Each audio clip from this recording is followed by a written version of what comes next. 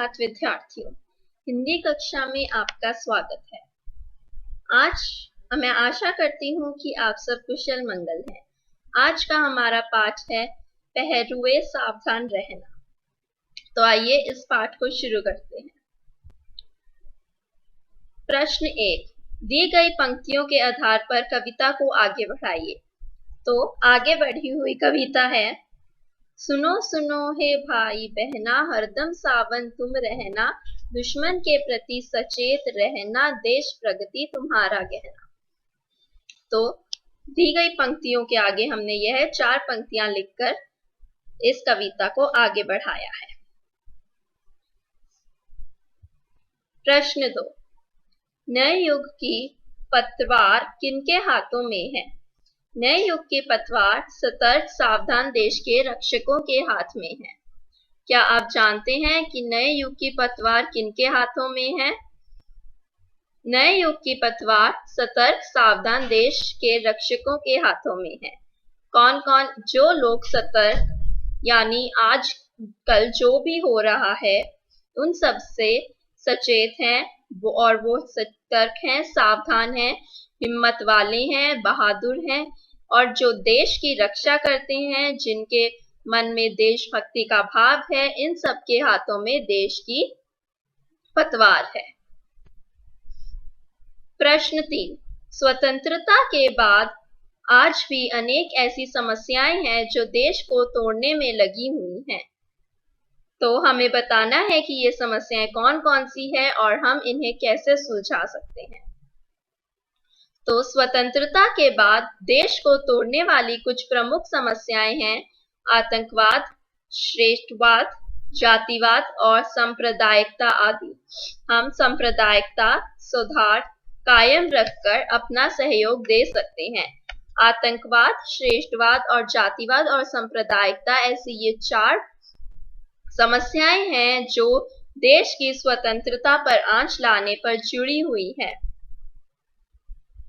हम सांप्रदायिक सौहार्द कायम रखकर अपना सहयोग दे सकते हैं। हमें देश के लिए कुछ करना चाहिए और हमें इन समस्याओं से लड़ने में और इन पर जीत हासिल करने में अपना पूरा सहयोग देना चाहिए। एक दिन हमें जीत अवश्य मिलेगी। प्रश्न 4, हम अपने जीवन में कई चीजों से सावधान रहने के लिए कहा जाता है। सोचकर लिखिए आपको किन किन बातों के प्रति सावधान रहने को कहा जाता है। जरूर ही ऐसा हुआ होगा कि आपके माता पिता या आपसे बड़े बुजुर्गों ने आपको कहा होगा किस किस चीज से सावधान रहना है। तो आइए अब हम उन बातों को याद करके अपना उत्तर लिखते हैं। हमें जीवन में बुरी आदतों एवं बुरे लोगों की संगति से बचने या इनसे सावधान रहने के लिए कहा जाता है।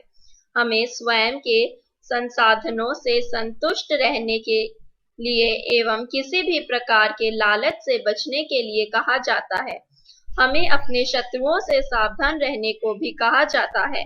हमें नशे की लत से भी सावधान रहने को कहा जाता है। तो ऐसी बहुत सी आदतें हैं जिनसे बचकर रहने के लिए हमें कहा जाता है। लालच की आदत, नशे की आदत, शत्रुओं से बचकर रहने को कहा जाता है। इन सब चीजों से बचकर रहने को हमें हमेशा, जब से हम स्कूल जाना सीखते हैं तब से हमें इन सब आदतों से बचकर रहने को कहा जाता है।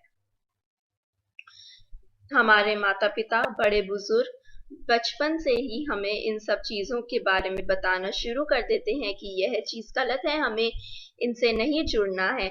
ऐसे लोगों से, ऐसी चीजों से जो बुरी आदतों के साथ होते हैं, हमें उनसे बचकर रहने के लिए हमेशा ही कहा जाता है। प्रश्न 5, जीत की रात से कवि का क्या तात्पर्य है? जीत की रात से कवि का तात्पर्य है स्वतंत्रता प्राप्ति की रात है। जिस दिन हमें जीत हासिल होती है यानी उस दिन हम स्वतंत्र हो जाते हैं। हमें किसी के भी आदेश का पालन नहीं करना पड़ता। हम खुद के हिसाब से अपना जीवन यापन कर पाते हैं। इसीलिए स्वतंत्रता की रात को जीत की रात कहा गया है। आज की कक्षा यहीं समाप्त होती है। मैं आशा करती हूँ कि आपको मेरा पढ़ाया हुआ पाठ समझ में आया होगा। जल्द ही अगली कक्षा में मिलेंगे। धन्यवाद।